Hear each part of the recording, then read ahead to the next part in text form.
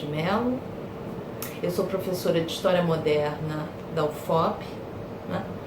Vou falar da minha pesquisa hoje, né, intitulada As Reformas Militares Pombalinas e os Grupos Armados Locais, nas regiões Norte e Centro-Sul da América Portuguesa. Essa pesquisa eu desenvolvo aí junto ao Laboratório de História Militar e Fronteiras, vinculado ao CNPq. Essa pesquisa, né, se propõe a refletir, né, sobre as experiências de defesa e militarização no Império Americano Português, na segunda metade do século XVIII. A questão, portanto, que perpassa o trabalho é o projeto militar pombalino, né? O nosso recorte espacial compreende três grandes áreas, né? O Norte, o Sudeste e o Sul da América Portuguesa. Eu vou utilizar uma perspectiva comparativa, tá, a fim de obter uma compreensão mais ampla sobre a política militar utilizada pela coroa lusitana nas suas possessões além-mar, na segunda metade do século XVIII. Né? Então, sob essa perspectiva, o trabalho vai analisar o processo de incorporação das áreas Norte e Centro-Sul da América Portuguesa na nova lógica militar implantada a partir de 1750. A documentação utilizada está originalmente no Arquivo Histórico Ultramarino de Lisboa. Né? É uma documentação manuscrita.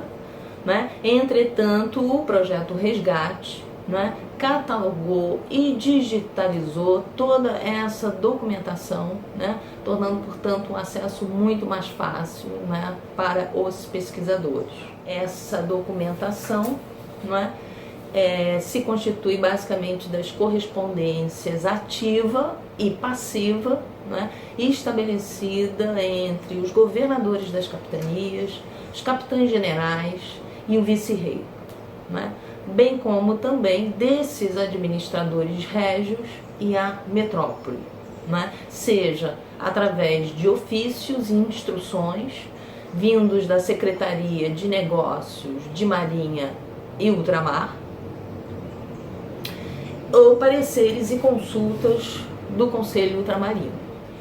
Partimos do princípio, por exemplo, né, de que, a despeito das pretensões pombalinas, tá, de regulação e modernização das tropas coloniais, né, elas permaneceram, em sua maioria, com características fortemente tradicionais e corporativas, isto é, permaneceram descentralizadas, não técnicas e socialmente comprometidas. A segunda hipótese que a gente parte é, né, do fato de que na região meridional da América Portuguesa a constante exposição à guerra, né, levou o poder militar e político das elites locais sulinas a se sobrepor à lógica da centralização do poder estabelecida pelas reformas pombalinas. A terceira, né,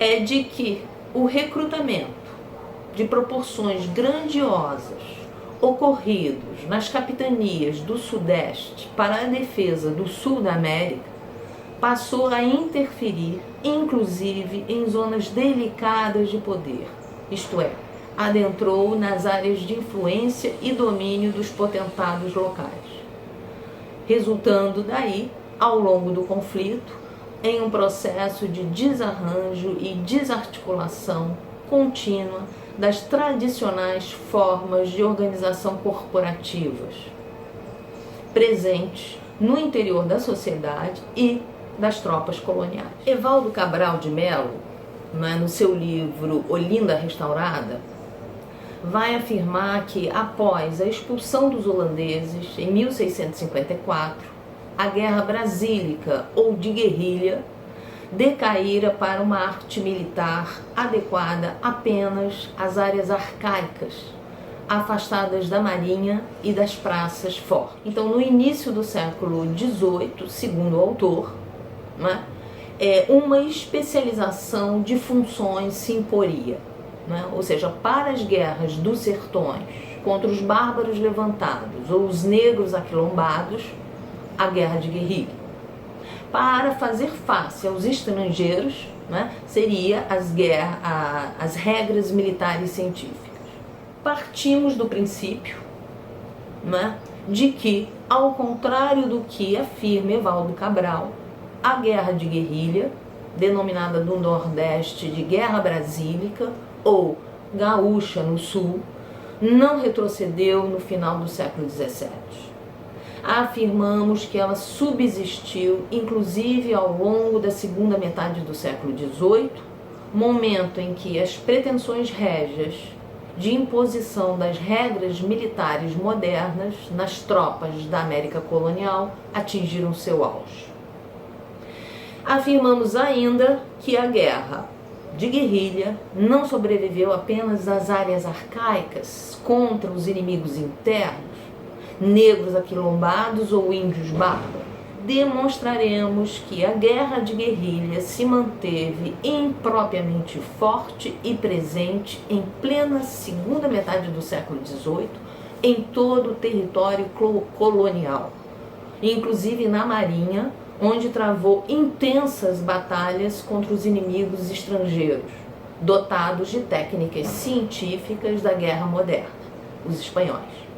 Em outros termos, as forças militares na América Portuguesa permaneceram com características fortemente tradicionais e corporativas, como já disse, operando basicamente no modo senhorial de atuação armada, isto é, descentralizadas, não técnicas e socialmente comprometidas. Bem, vejamos então a situação militar nas respectivas regiões. Na fronteira meridional da América Portuguesa, a condição de guerra era quase permanente entre os dois impérios ibéricos. O Estado luso, incapaz de mobilizar os recursos financeiros e militares necessários para o enfrentamento bélico, necessitou dos recursos e das forças militares das elites locais sulinas. Essas elites detinham o controle dos meios estratégicos para a guerra, ou seja, sobre animais, colheitas e principalmente sobre homens portadores de armas e montarias que compunham as forças auxiliares às tropas regulares. A imprescindível colaboração dos estancieiros, ou elite local, na guerra acabou resultando no fortalecimento do seu poder político, bem como da sua forma de batalha, a guerra de guerrilha, sobrepondo-se, portanto, à lógica político-militar estabelecida pelas reformas pombalinas, que seria o fortalecimento do poder central e a regularização das tropas coloniais. Nesses termos, a guerra ao sul do Império não foi indutora de um movimento de concentração de poderes, baseado aí no progressivo monopólio sobre as forças coercitivas. Ao contrário, a guerra viabilizou a dispersão do poder, fortalecendo os estancieiros e as suas milícias particulares. No outro extremo da América, a região norte, não estava situada em nenhum fronte de guerra, como a região sul, e nem tampouco envolvida diretamente com o conflito no sul, como as capitanias do sudeste da América. Como consequência da menor intervenção e pressão militar sobre a região, consideramos que as elites locais mantiveram sua força e relativa autonomia em relação ao centro, bem como conservaram, sob seu poder, grande parte das forças militares da região. Pode-se perceber tal situação a partir da análise do recenseamento do ano de 1778 da região norte. Se constata que não havia uma força militar unitária, mas diversas forças dispersas chefiadas pelas elites locais e que essas forças existiam sobretudo para defenderem seus interesses particulares. Bom, curioso notar que, muito embora as duas regiões, sul e norte, estivessem em situações militares bem diversas, uma exposta a uma guerra contra uma potência europeia e a outra em luta com índios bárbaros e negros aquilombados, os efeitos políticos militares foram os mesmos no que concerne à organização militar e ao poder das elites locais. Isto é, permaneceram política e militarmente descentralizados.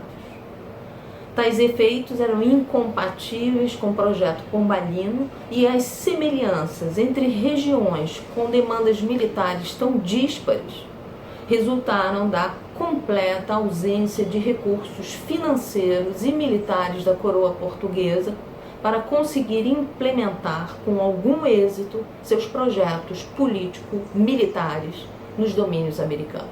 Dessa forma, na região norte, pela inexistência de um confronto direto com um inimigo externo e pela ausência de recursos da coroa, a primazia das organizações locais sobreviveu a eventuais mudanças que pudessem ter ocorrido nas tropas militares.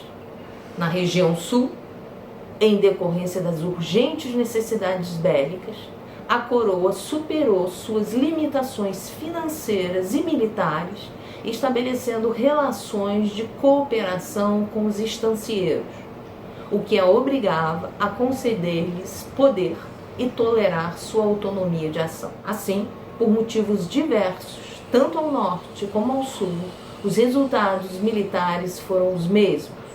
As forças militares quedaram-se arcaicas, operando-se no modo senhorial de atuação armada. Nas capitanias do sudeste da América, mais especificamente Rio de Janeiro, São Paulo e Minas, embora estivessem diretamente envolvidas no conflito bélico da região sul, por determinação régia, elas estavam distantes do fronte de guerra, o que dificultava o reconhecimento da população e das elites locais dessa guerra como sendo delas. Em virtude, da intensificação do recrutamento militar, que incidiu de forma violenta, especialmente nas capitanias do sudeste da América, a fim de atender as constantes e intermináveis demandas bélicas por homens ao sul do continente, os governadores do sudeste, pressionados pelas ordens régias,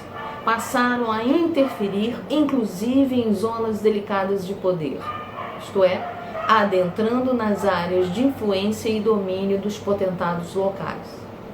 Tanto partimos do princípio de que esse recrutamento de proporções grandiosas teve consequências diretas no enfraquecimento dos exércitos particulares dos abastados grupos familiares das capitanias do sudeste da América.